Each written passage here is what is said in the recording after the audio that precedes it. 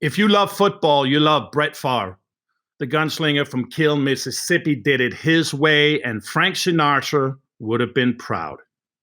When Brett was under center, magic was about to happen, and we all watched in amazement as he rocked his way to football immortality.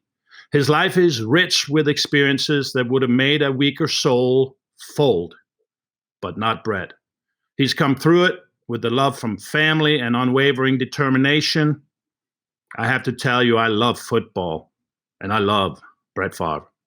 Brett, welcome to Great Dane Nation, brother. Man, what an intro. I just wrote that. I believe that is, I believe every word of it. Well, thank you. I appreciate that. You've had an amazing, rich life, just like we say in our wedding vows, for better or worse, right? Yeah. And it was definitely that for me in my career. Playing 20 years, and I know most of my story, but I played 20 years, and we both played a long time, by the way, if people are wondering. But for a guy, I say this, I don't say a lot, but I've said it to a few different speeches or something that I've spoke at. For a guy who, my dad was my high school coach. We ran the wishbone. Now, you and I know what the wishbone is. The younger generation, they kind of look at you like, huh?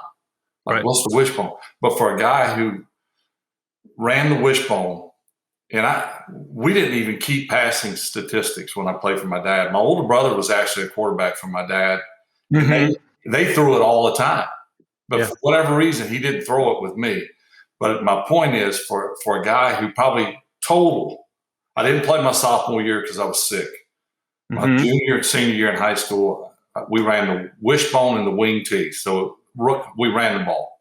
I probably threw a total of 20, maybe 30 passes total to go from that to at one time having every passing record in NFL history is nothing short of remarkable. I'm not saying I was remarkable. You were, but I'll say it for you. Well, thank you. Thank you. But I mean, to say that I would accomplish all that stuff, and I think getting back to your first point about for better or for worse, you see these guys playing today, and for example, the guy who replaced me, Aaron Rodgers. He's about as perfect as you get. Mahomes plays a lot like me, but without the turnovers. These guys are coming in so much more polished. It's crazy because they're like 48. I think Aaron threw 48 touchdowns this year and like 4 picks or 5 picks. It's for better. And almost in all these cases, there is no worse. Well, is there? Because, I'm looking at the drama going on right now with Aaron Rodgers. And what's your take on that? Should Green Bay accommodate him? And because he obviously doesn't want to be there if Gutekunst is there. What's your take on it? From the outside looking in, and Aaron and I, we talk on occasion. We have not talked since this news broke. We exchanged a few texts. I just asked if he was okay, and he replied, "Yeah, thanks for checking on me." But you can relate a little bit, can't you? Yeah, I can relate a little bit. What I can relate to is being a quarterback in Green Bay and having some problems with the management. But what's different is, and I try to tell people this all the time, a big difference. Go back to their draft last year when they drafted Jordan Love. The difference, everyone said, "Oh, that's just like what happened to you." And I said, well, in some respects it was similar, but it's been so long ago when that happened, when they drafted Aaron, that people have forgotten. We were coming off of a bad season when they drafted Aaron Rodgers. When the Packers drafted Jordan Love, they were coming off of an NFC championship loss where they could have could have had they had another player or another quarter, they may have been in the Super Bowl. So a big difference. I was a little surprised when they drafted Jordan Love. No disrespect to him whatsoever, but being so close to the Super Bowl, you got to figure, okay, what was the missing component? And I don't know what that is, but everyone assumes it was another receiver, a running back, another go-to guy. Yeah. And not to mention why it was a head scratcher. Aaron, you assume, he had a great year 2 years ago. He had an even better year this past year. There's no reason to think that he won't play 5, 6, 7, 8 years, just like Tom Brady, Drew Brees. So you draft a young kid to replace him. When do you expect him to replace him? So I'm not saying Jordan Love isn't a great pick, but how are you going to get him on the field? So that's why it was a little perplexing for me. And in this draft, I think the third round, they finally went out and got a receiver. But it just kind of sends, no free agent acquisition. I don't know if the disgruntled nature that both sides are showing is because of that, or maybe it's because of contract situation. Maybe he expects more guaranteed money versus his contract now. I don't know what to take, but I think in order for knowing Aaron, this is my take, really, the bottom line. Knowing Aaron, he's a guy that will harbor a grudge for a long time. And, I don't see him saying, okay, you were right, I'll come in and play. I see him sitting out before he agrees to come back and say he's wrong. I'm not saying he's wrong. I'm not saying he's right. I don't know. But I do think that they've sent the wrong message as far as winning now. So, let's say put yourself in his shoes and say, okay, I'm coming up, I'm MVP of the league. Would you have done the same thing Aaron would have done? I know that's not really a fair question, but let's play the what if. If you're Aaron Rodgers sitting in Green Bay right now, you had a hell of a year. And to all your points about the strategy, bringing in a young quarterback and when are you going to play him, and what does that say about them thinking about the upside on Rodgers, right? And you're sitting there, your ego's a little bit bruised. Then you go out and ball, and now you want to want to make a point. What would you have done? I think there's a lack of communication there, and it's easy to say what I would have done from the outside looking in. It's easy for anyone, Monday morning quarterback. But I think it's funny how in some respects, Aaron's basically the same age when all the drama hit with me. And I remember telling Aaron several years ago, he came to my house here in Mississippi, and we filmed this documentary that he was doing that was basically a football life. And he and I talked, and at the time things were going well. Ted Thompson was still the GM. Who was the GM who drafted him? Mike McCarthy was still the coach. And my point is, basically the people that were there when he was drafted, the cast that brought him in, you're our guy, was still there. Yeah. And I said, someday soon you're going to look around. Maybe it's in a snack the night before game. Maybe it's breakfast the day of a game. Maybe it's Wednesday at lunch. You're sitting there, and I said, you're going to look around and you're going to go, I'm the only one left from the original group, which is what happened to me. And I looked around, and I felt like even though I'd been there longer than anyone, from a coach, from a player, and from some of the front office people, I felt like the outsider. And it's funny because Aaron this year, this leading up to this past season, He said, I know exactly what you're talking about. So I think what I'm getting at is he maybe he didn't feel as comfortable to walk up there to the new GM because it's a new GM. He just drafted his guy. Right. And saying, hey, I feel like we need some more help on offense. What about this guy? What about this guy? I think that's a fair assessment from a guy who's earned it. Yeah. Now, if Aaron has done that, I call a lot of grief over Deshaun Watson demanding to be traded, and I think you have to earn the right. I'm not saying that it's okay for any player to demand anything from the organization other than maybe a new contract when you're worthy of it.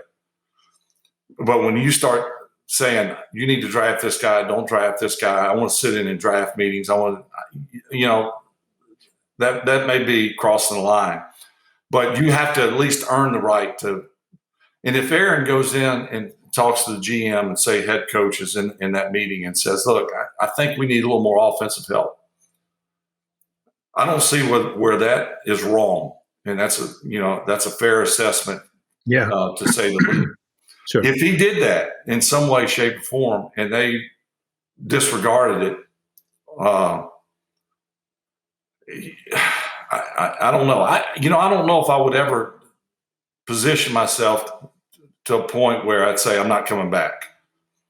But everybody's different, and everyone plays their hands differently. Yeah. I just know that Aaron has been a tremendous player for that organization for a long time.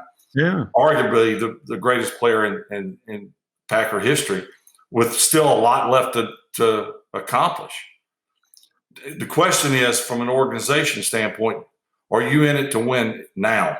Because they could win it all. Now they need a couple pieces in place. They still may win it because they got maybe the greatest playmaker in the game right now on their team. Yes.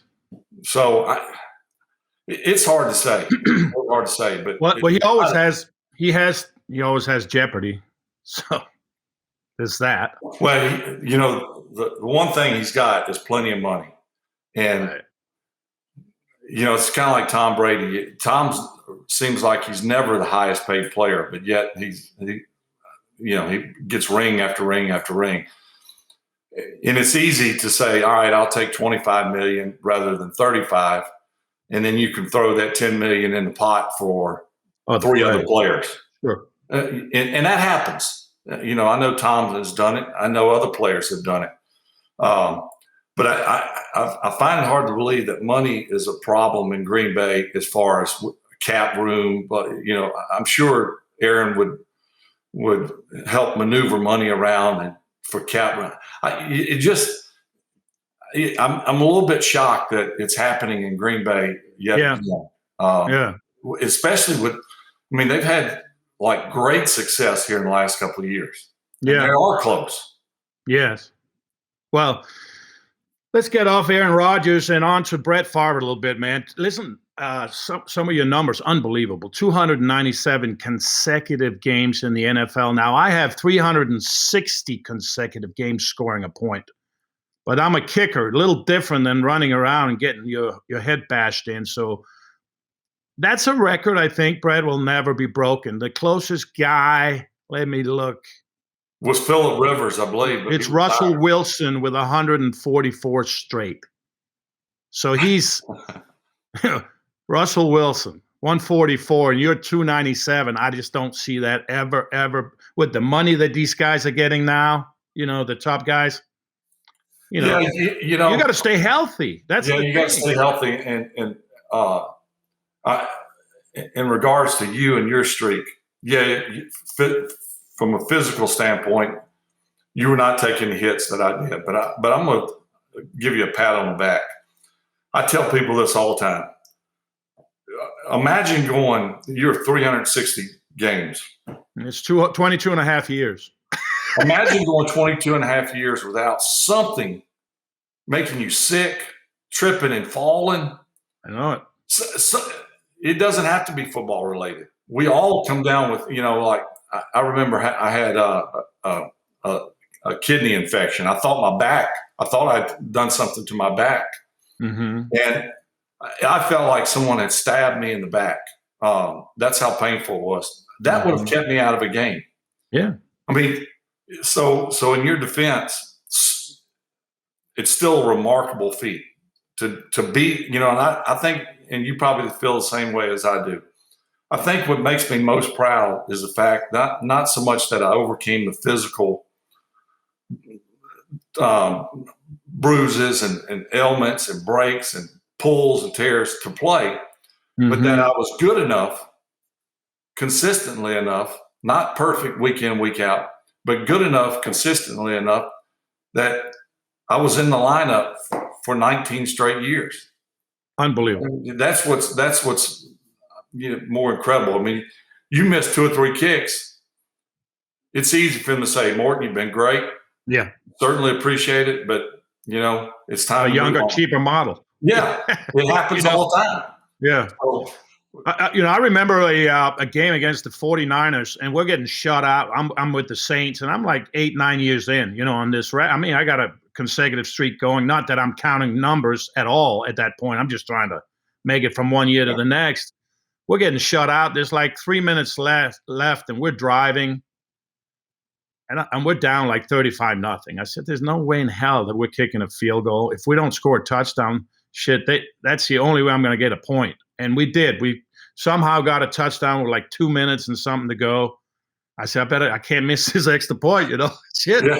But there's a lot, like to your point, there's so many things that have to go right. That could screw that happening. I was sick against the Houston the Oilers. I mean, sick. I couldn't get out of bed in the morning on game day. Had a horrible warm-up. I missed every damn kick in warm-ups. I said, well, shit. I guess I got to go with my experience on this one because I'm feeling like, shit. Yeah. And I went out and went 4 for 4, So you never know.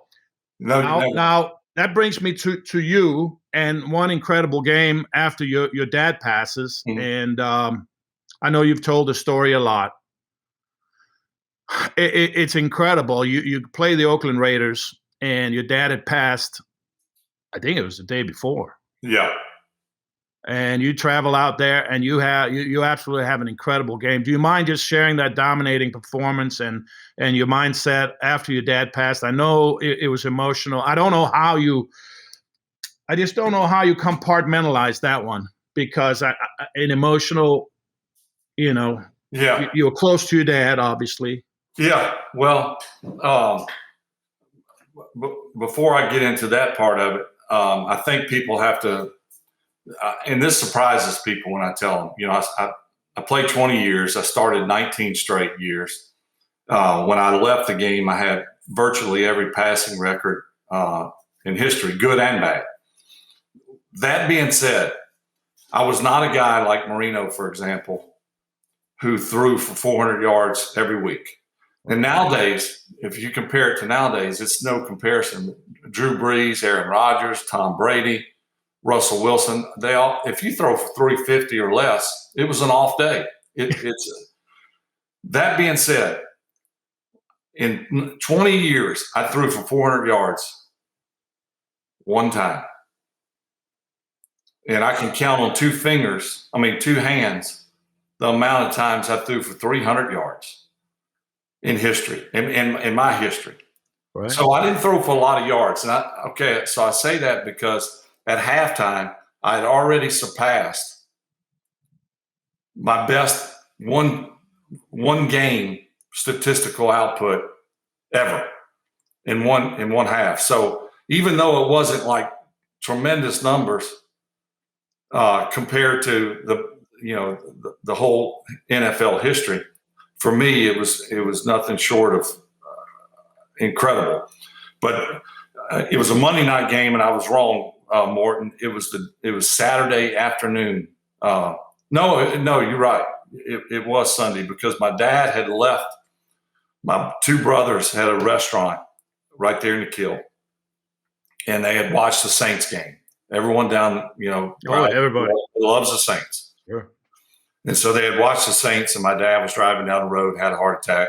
When they got to him, he was already they rushed him to the hospital, but he was pronounced dead at the scene. At the hospital. So, of course, I get the call. My wife and 2 daughters were in Green Bay at the time. It was 2 days before Christmas. Not that there's ever good timing. That was really awful timing. And I get the call. I'm actually playing golf because we went out 2 days ahead of time. And you got plenty of time, as you know. Me and Ryan Longwell, Doug Peterson, and Josh Bidwell were playing golf. And this was really, cell phones were just kind of coming into, I think Doug had a cell phone. My wife called Doug. Doug gave me the news, went back. We left the golf course immediately. I really was in shock. I'm like, of course, how can this happen? And it really didn't hit me until the funeral when I got back to Mississippi, like Tuesday, is when it really hit me. But, everyone said, how could you play? And you have to keep in mind that my dad, we grew up talking football or baseball. And when football was over, we played baseball, and he was my coach. He was my coach in football. He was my coach in baseball. He was basically my life coach, whether I liked it or not. You need to do this. You need to do that. Typical parent. Yeah. But for me, it wasn't a matter of should I play or should I not play. It was a matter of I knew I was going to play because that's what he would want. He's like, you better play. Yeah. The question was, in my mind, we needed to win the game. We had 2 games left, Oakland, and we finished with Denver at home. In order to get to the playoffs, we need a couple of things to happen. We had to win out, which was we technically should have beaten Oakland and Denver because they were both down. But you never know. And we needed for Minnesota to lose a game. And that was going to be hard. They had a game at Arizona, and I forgot who they played the last game. And they had really both teams they should have that they were playing, they should have won. So we needed a lot to happen. So playing to honor my dad was one thing. Playing to win and honor my father by playing the best football I've ever played in my life was a tall order. So that's what I knew I was going to play. And internally I said, I have got to play the best football I've ever played. And that was putting a lot of pressure on myself. The team rallied around me. I asked to speak to the team Sunday night. And Mike Sherman was awesome. The team was awesome. They rallied around me. Yeah. He said, you don't have to speak if you don't want to. And I wanted them to know I'm playing because of you guys. And I do not want to jeopardize our playoff chances by just playing, just to play. But that being said, I need you guys to raise me up. And if you go back and watch that game, I made some of the greatest throws I've ever made in my I watched the whole game. career. But I also made some very questionable that easily could have been picked throws. But they never even touched the ball. Javon Walker, Donald Driver, Robert Ferguson, Wesley Walls, David Martin, made tremendous catches. And it was like, and I said this on the field afterwards. Me and my wife were standing there, and I said, it's, divine intervention. There's no way, because there was no explanation of how I played given the circumstances other than God was on my side. And this was my way of honoring my father, not playing, but playing at the level I did. Maybe on those questionable throws, another way to say it would be that God's hand, your father's hand, just went down in that Alameda Coliseum and batted that ball away, or misdirected it to the point where it couldn't be intercepted. Absolutely. And I tip my hat to Oakland because, as you know, Oakland fans can be harsh, not only to the opponent, but to their own team. And I played there not a great deal of times, but over my career, I played there numerous times and got the worst boos and cursings and stuff. but I got a standing ovation when I was called out. Yes, you did. And what a tremendous amount of respect that they showed, and I'm forever grateful for that. Yeah. You know, something that's not talked about a lot, and I spent 8 years in Atlanta with the Falcons, and I got to ask you about the one year you were drafted the first pick in the second round in the 90s. I can't remember the year. 91, I think. Yeah, 91. And a lot of people don't really even know that you had a cup of coffee with Atlanta. I think Glanville was the coach, and I heard a story. He called you country and was very hard on you. Can you just share some experiences about Atlanta? Why didn't it work out there? And oh man, what a mistake to let you go to Green Bay. It changed the path of both franchises. Yeah, you know, I tell people this all the time. The greatest thing that getting drafted by the Falcons was that it got me traded to Green Bay. Now, not many guys get drafted in the second round or get drafted period, don't play their first year and get traded for a higher pick than they were drafted for. But that's what happened. It's unbelievable. I was drafted, as you said, first pick in the second round, which is high. I go to Atlanta, and here's how it started off. There was 2 flights out of Gulfport, Mississippi that went to Atlanta each and every day. And I was on the morning flight the day after the draft because that's when minicamp was. And as you remember, minicamps were right after the draft. Yep. Like a 2.5-day minicamp. So my flight is delayed, which I couldn't control. So I get to practice about 30 minutes late. I mean, as you know, from the airport to Sewanee, where the facility. It's an hour. Yeah. Yes. I get there. I'm a nervous wreck. Not a good start. The guy who drove me was in the scouting department at the time, Danny Mock, good guy. I know him. Danny is basically my psychiatrist the whole way. Oh, it's going to be okay. It happens all the time. And so I throw on my shorts, red jersey, helmet. I run out there, and Danny says, "Hey, coach," he's got his back to me. And he's got a black windbreaker on. I'll never forget. And he had a little horn in his back pocket. And he had the old coach's Bermuda shorts on. And he had a cowboy hat. And he had his sunglasses. And he said, Coach, got your quarterback. And so Jerry turns around and looks. He says, "Mississippi?"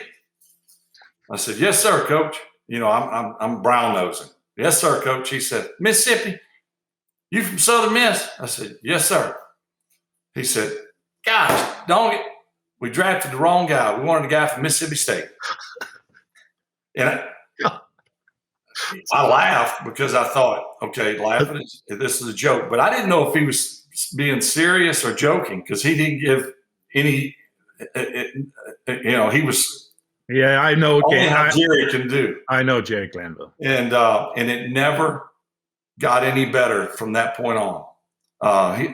And halfway through the season, I felt sorry for myself. I was pitiful. I was drinking way too much beer, eating the hot wings.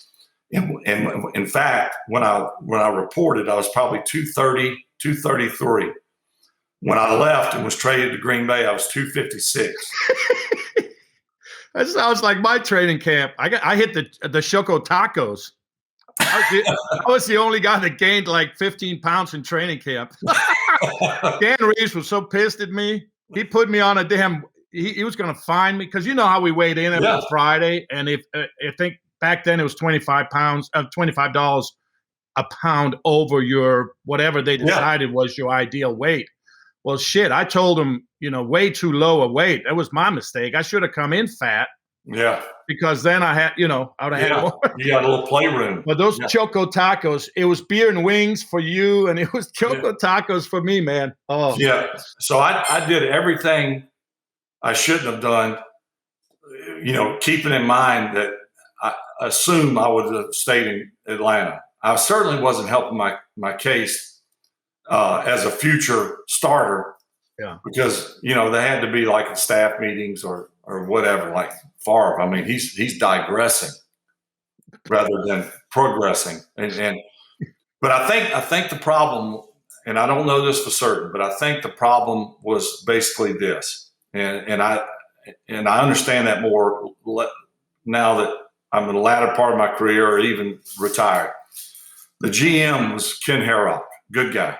Yes.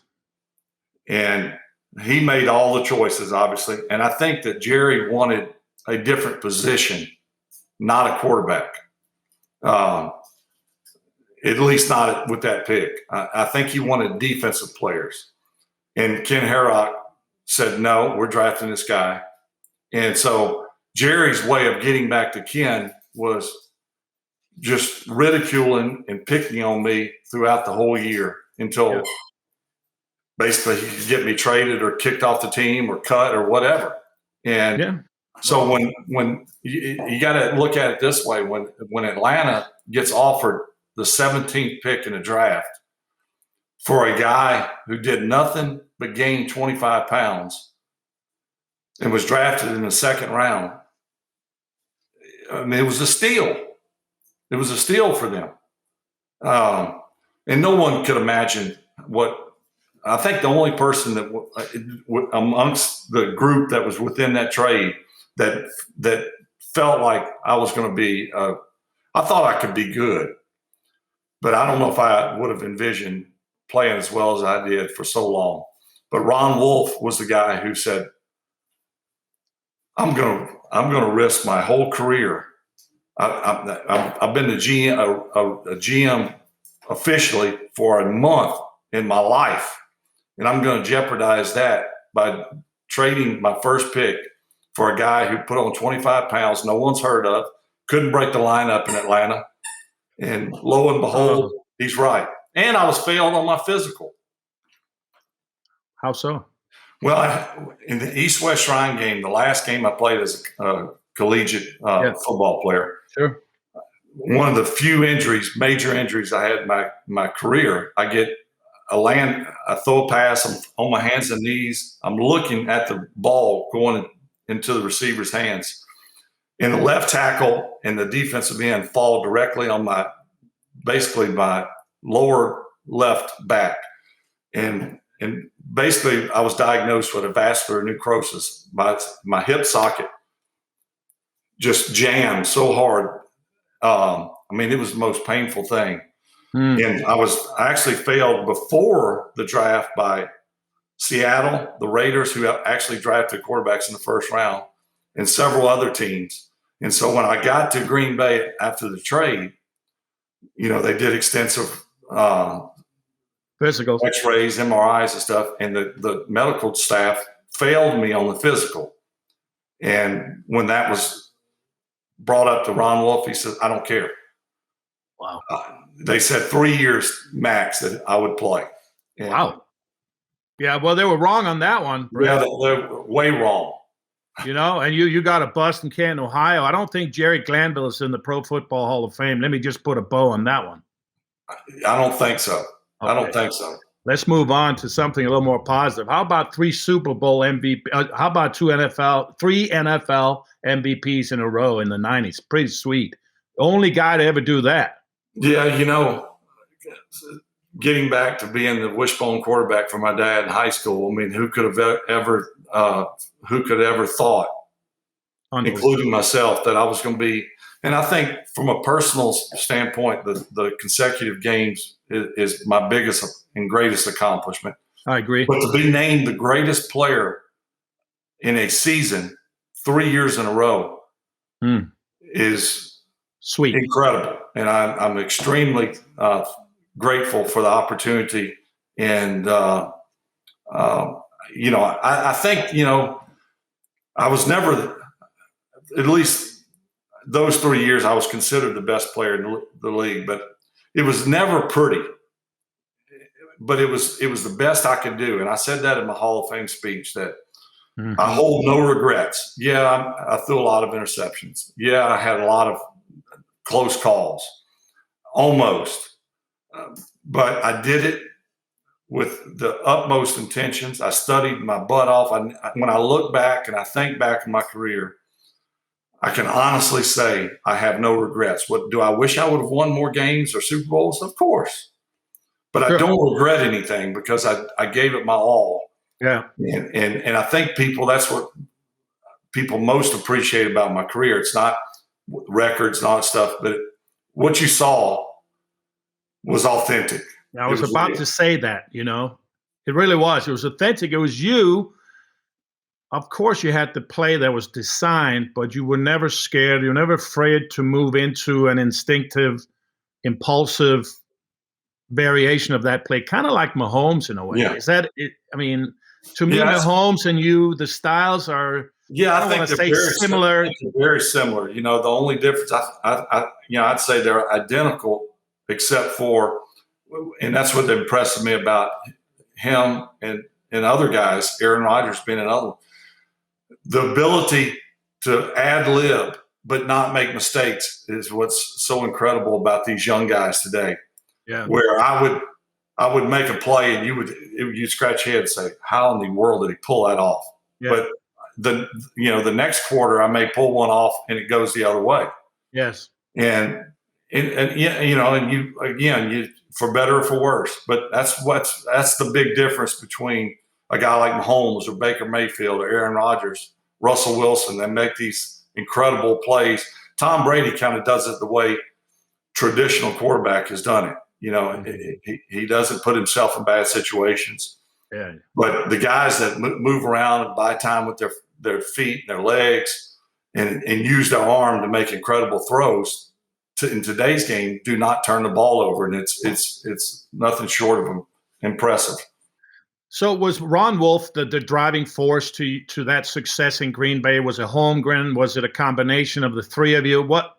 How do you see that? Just kind of I think if you draw a pyramid, and the top being the person who is the catalyst, the person who without that person it wouldn't be successful, is Ron Wolf.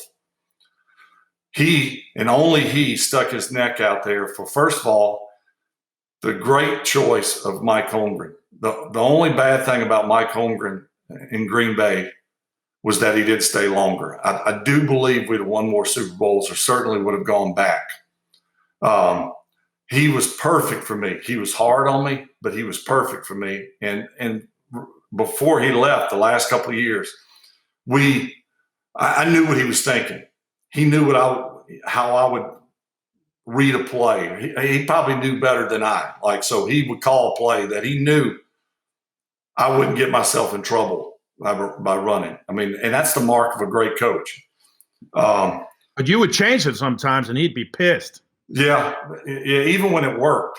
I remember one time in a playoff game at San Francisco, we had a play called, and it was like 3rd and 2, and it was called sprint right option. The audible was called Q8.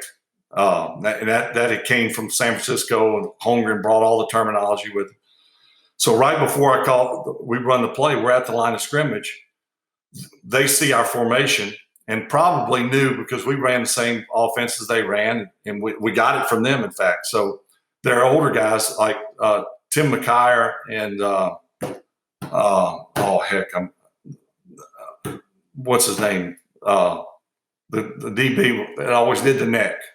Oh, Morten Hanks. Yeah, Morten, great guy. Yes. I think they recognized what play was we were going to run, and they called timeout. So I go to the sidelines. Holmgren says, "Stick with it. All we need is a first down. We need 2.5 yards first down." So I go back in the huddle, and I tell Antonio, who was the outside receiver, who was more or less a little decoy on a hook route. Yeah. I say, "I'm going to check to Q8." Then he said, "Well, wait a minute. We're running that." And I go, "Yeah, but I want them to know that I'm checking to it. It's a poker game."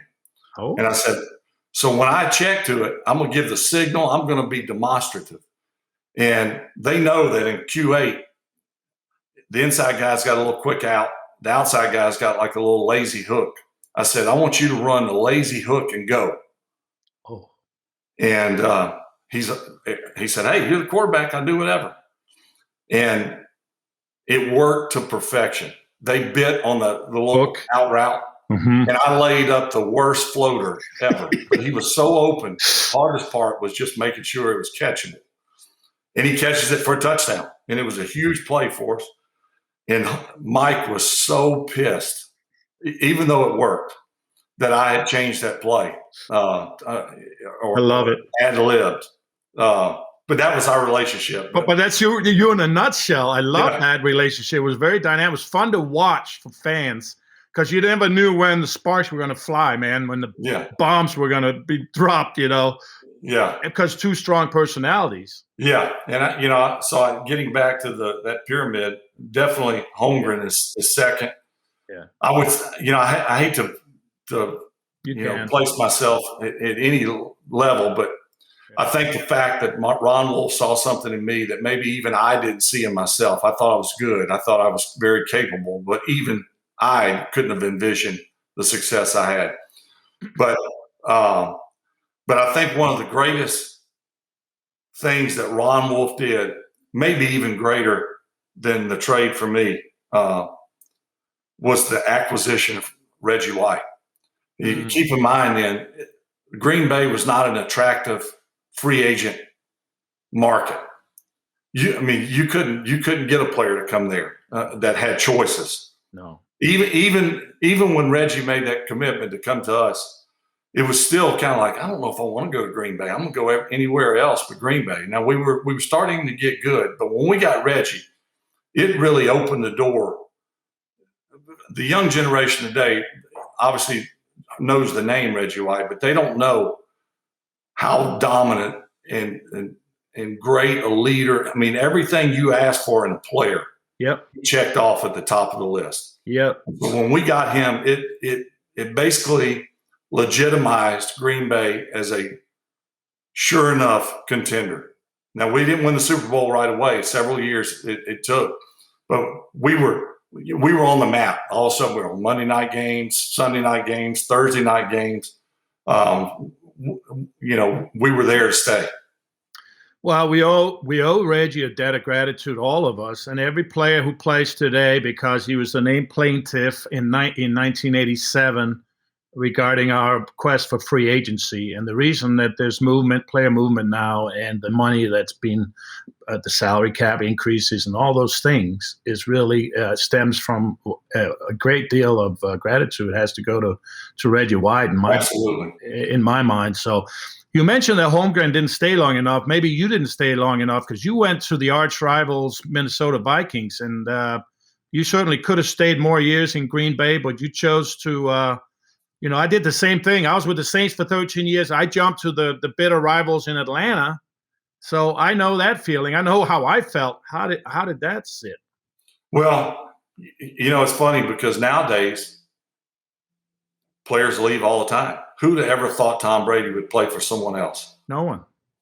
But, nowadays it happens. When I knew, it was like a blow to the stomach when Joe Montana was traded to the Chiefs. Yeah.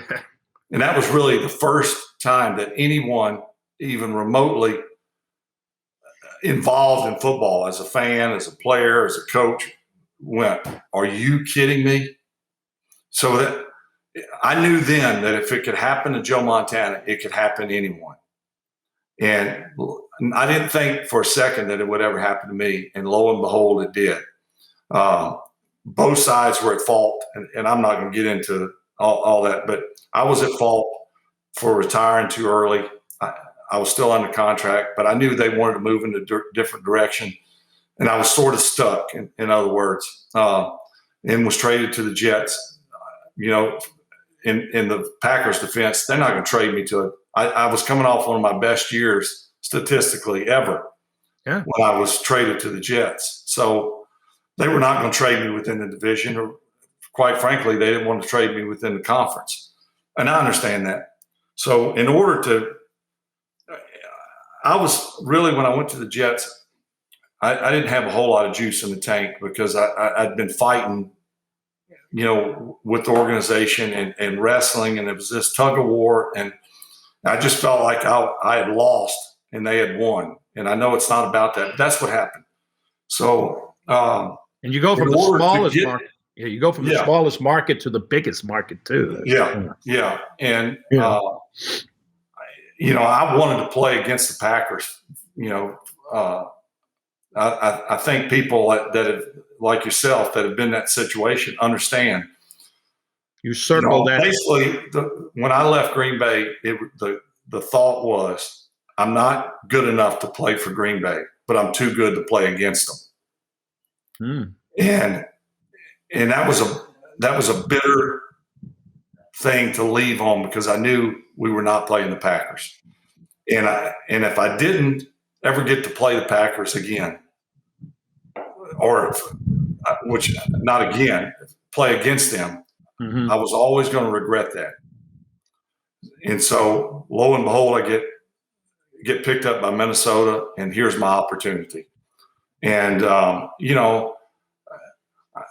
had so many friends still on that team within the organization, players. Yeah. But I wanted to win.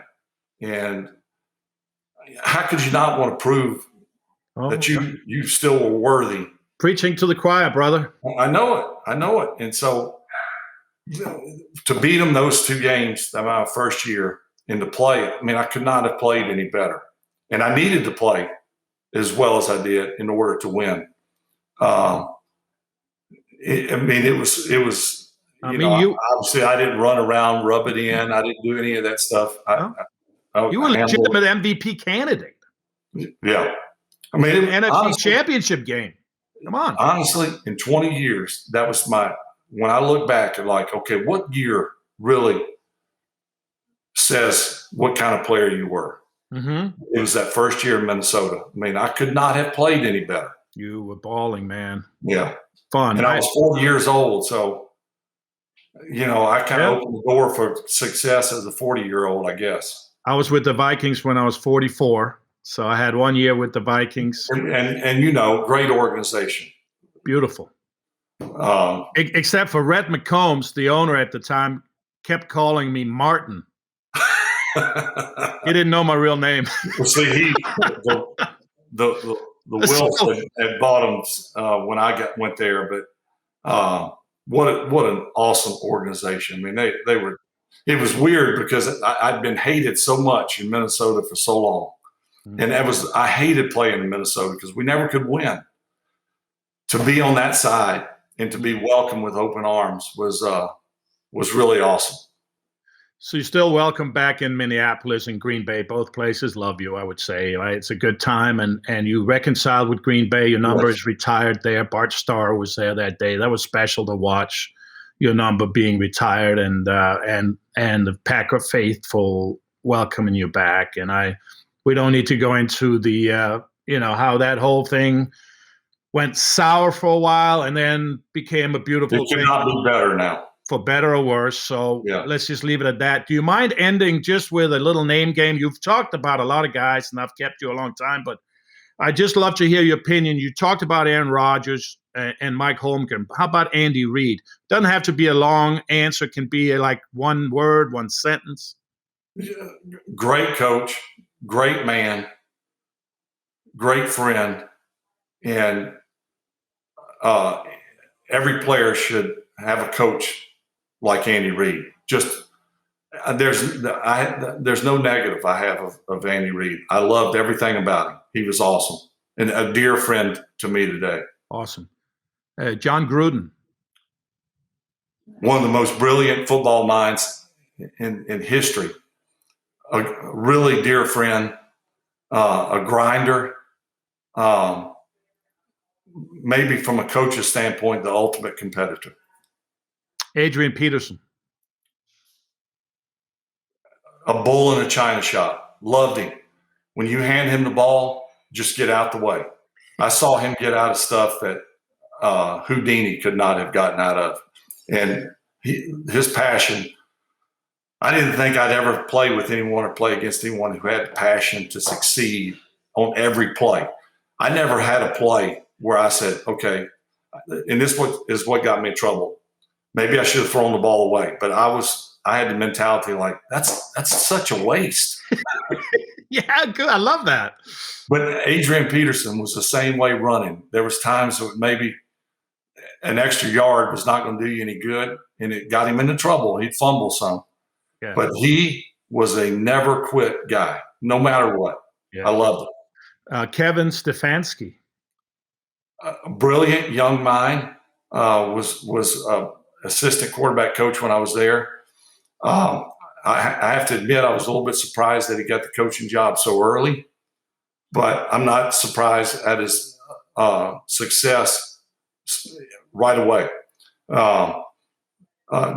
Great guy with a brilliant mind, and will move up the ladder quickly. Dion Sanders. Great friend, greatest defensive player I ever went against other than a defensive line, which was Reggie White. Reggie White, yeah.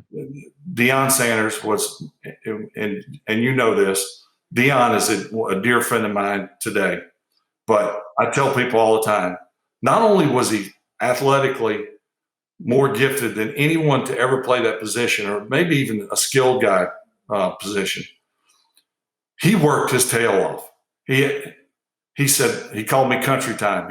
When I was there in Atlanta that first year, he said, I'll give you $5 for every pass you complete on me throughout practice, throughout the season. I thought, man, I'm going to make some money. I think when it was, I don't know how much I owed him when it was over, but I never completed a pass on him. But I tried.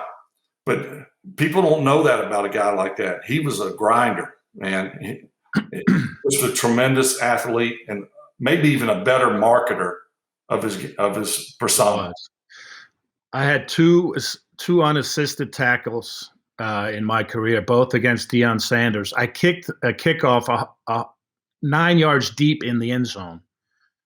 Dion caught it and looked at his heel, and it's at the end line. I said, surely he's taking a knee. No. Came out. He came out and then he broke it to the outside, and everybody bid on the inside. There was no safety. I was the last guy, and I tried to put me and the sideline. You know, that was my friend because I didn't want to be a speed bump. I mean, it wasn't like Dion was going to run over me, but right. He was so fast. He went by me. I just got a hand on him and pushed him enough that he went out of bounds. He went for like 60 yards still on the return, but he was fearless about his kick returns too. Oh, yeah. That's another thing. Anyway, yeah. So I just wanted to bring that one up. Mike McCarthy. Tough, hard-nosed, almost like a player. It's almost like, you know, your vocal defensive lineman guy, yeah. But he's your head coach. You know, tough Pittsburgh mentality, hard-nosed. And I think very creative with his offensive mind. Jim McMahon. Loved him. Great teammate. Really, in some ways, I modeled my game after him. Like I was not as flamboyant, maybe, but a little bit crazy. Now, Jim's probably a lot crazy. But I think every guy that's ever played for Jim McMahon would say the same thing. That guy had my back. Yes, he did. And you can't say that about every player, but Jim McMahon would get in the trenches with you any day. Doesn't matter the situation. And I modeled my game after him in that regard. Loved him. Yeah. Andre Rison. Huge asset for us in winning the Super Bowl. Picked him up in the playoffs. When I played in Atlanta, I didn't play, but I watched. And I think Andre had about 120 catches that year, something crazy. And half of them, he ran the wrong route. Because Billy Joe Tolliver and I were the backup quarterbacks. Oh, Billy Joe, man. And I would say to Billy Joe, wasn't that supposed to be a corner? And Billy Joe was like, yeah, but that's Andre. He'd have a corner, and he'd catch a crossing route. And I'd say, what's going on? So Andre would come over, and they would all be talking over there, and I'm listening in. And June Jones would say, yes, that's a corner, Andre. And he goes, yeah, but there was somebody out there. And so, yeah. Andre was Andre. And that's what made him so great. One of my favorite guys, the Hammer, Jesse Tuckle. I hated playing against him. Loved the game. They called him the Hammer for a reason. Great guy. Yeah. And to me, he's the same. Was very similar to a guy like Derek Brooks. Great guy, great leader, great teammate in the locker room, and very consistent on the field. You knew what you were going to get, and it was good each and every time. I'm going to end with 4 questions. They'll be quick. On current teams that you played for, you already mentioned that you felt the Packers can get back to the Super Bowl. So we've kind of covered that. How about Zach Wilson and the Jets? Are they? That was a good pick? And I mean, I think it was a good pick. I think they're comparing him to you. Well, again, I would say he's a lot more polished, which may serve them well. We'll see. It's a matter of the it factor. I think that's what gets overlooked sometimes is Baker Mayfield had the it factor. He was a walk-on. He was a transfer. He was undersized, but he had the it factor. He won games. And so that's what these young guys have to – you have to look at. Not how far they throw it, how accurate they are. That's important. But do they have the it factor? And the Jets certainly need that. But I think it's a great pick for them.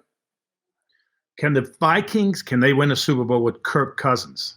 I think they can win it with Kirk. I think, to me, winning the Super Bowl or being a contender is like, and you can appreciate this being in New Orleans. And I say this all the time. It's like everyone serves gumbo in New Orleans or Louisiana or Mississippi.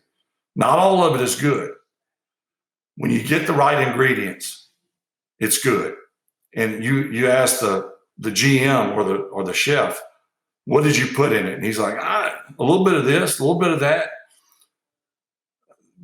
I think the Vikings are missing a little bit of that right now. I don't know exactly what that is, but they show flashes. Like they go to Green Bay this year. They whoop up on Green Bay in Green Bay, and then flop against a lesser opponent.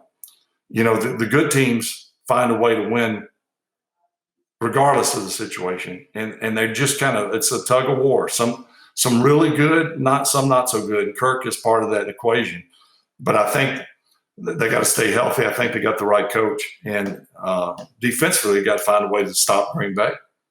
To your point, it's such a delicate maneuver to take 53 guys on a football team, the team being the gumbo, the roux, and say, we have a little bit of this, but we need a little bit of that. And where? Identified, number one. Taste it, identified, right? Yeah. And then find it and hopefully get that ingredient right so that, what a lot of little is, Yeah. and those little parts, it's in the details in football. It's so detail-oriented, man. People forget that. People that don't understand football don't. I think general managers catch a lot of heat. Yes. And they're here today, gone tomorrow. The good ones find that diamond in the rough because a lot of times you go for the popular pick or free agent, but he's not. Maybe he's, lack of a better term, a turd, and doesn't buy into. And I think one of the reasons that Belichick, obviously Tom Brady is one, if not the biggest reason they had so much success there. But I think Bill Belichick has done a great job of just bringing a guy in. Yes. I mean, if you said, okay, name some star receivers or running backs that Brady has had, you go, Gronkowski. Or defensive guys. He would just plug guys in, just guys. Plug and play. They fit the system. They bought into they didn't particularly like practice because I know it was tough. But they bought in. And when you get those guys, maybe not the greatest talent, but guys that buy in, you got a shot. Is Tom Brady the greatest ever? There's no question. I mean, if you measure it off of longevity, consistency, and obviously Super Bowls, there's no comparison. That's a big statement for somebody who was a once-in-a-generational quarterback. So I'm sure that's one ring to 6 or 7. Well, the way you played was fearless and special. Yeah. I really appreciate your time, Brett. Morten. We've spent an hour together, man. I could spend 10 hours with you. So I know it's always fun talking. I hope we get that opportunity. I wish you all the best. You're the man.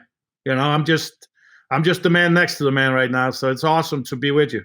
I love you, Morten. You're a dear friend. I love you back, and thanks for spending some time, brother.